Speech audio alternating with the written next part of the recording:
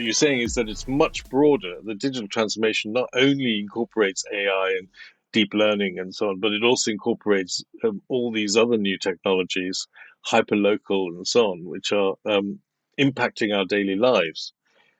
How do you think? Let's play a game, if you like, for the both of us. How do we think this may change our lives in society, and what are some of the things that are happening, like weak signals that we think will have an impact on daily life? Say, Well, the thing that pops to my mind directly is the metaverse that's being promoted now. Um, it's far away, but a lot of companies are jumping on this bandwagon. Um, Personally, I have seen some videos on how the metaverse is going to look, and I'm not sure that I'm going to be a great fan of the metaverse at this moment. I really would like people to communicate and converse live. I think that's much more valuable.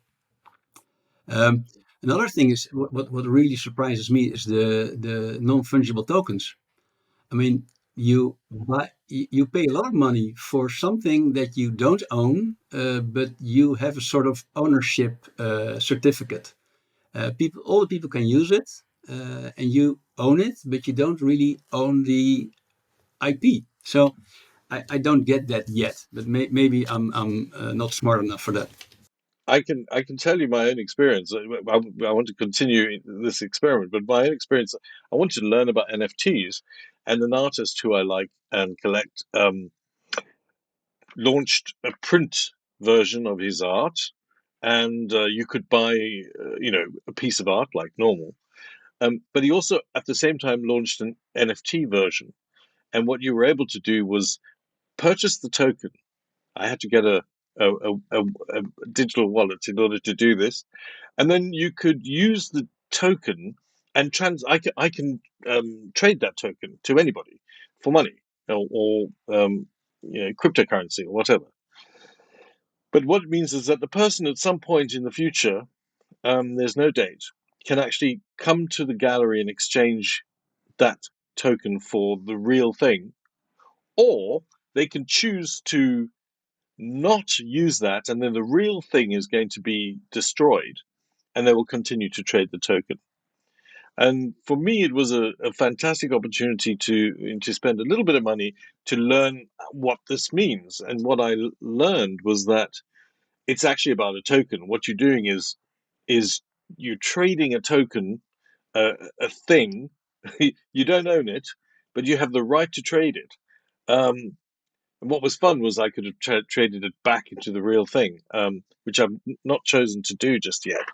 But we'll see how it plays out. Unfortunately, um, the trading hasn't begun yet, so I don't know whether I made a wise investment and I'm going to, suddenly have hundreds of thousands of dollars. What I don't get, and that's something to what I should explore is, can you? It's all digital. I mean, the most NFTs are about digital images, and so you can't get it. You got to own it. So for me, as far as I understand, for me, it's the most extreme form of conspicuous consumption. Like, I own this NFT. I don't have anything.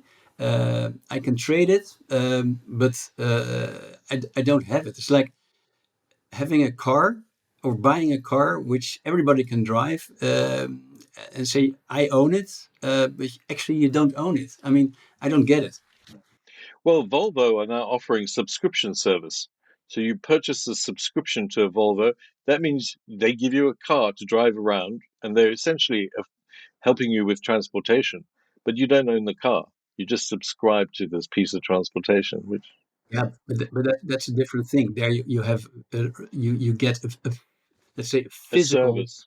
Yeah, a tangible exactly. service. I mean, yeah, you get a timeshare on a car, Yeah. and that's different than a token on a digital thing that you don't own, or you own it but you don't have it. But you have other things. You have non-tangible things. At the moment in Silicon Valley, you have bragging rights. You can go to your party with your friends and you can go, I bought this ridiculous thing for 700,000 Ethereum, and that makes you a dude. So I think I think it's early days. Where it becomes interesting is when the barriers to entry to raising cash and money become so low that you can actually solve refugee crises. You can solve hunger, education, housing, because it's possible to raise money and trade money in an easy way for people. So that's the cryptocurrency area, and cryptocurrencies will probably have a role to play. Uh, I'm not into cryptocurrencies myself. Well, I wasn't until I bought this piece of art. Now,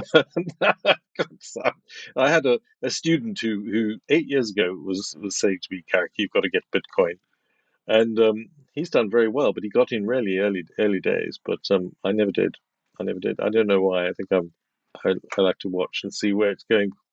I had a friend who bought the blockchain or the cryptocurrency on say one dime. So uh, he's in good shape now.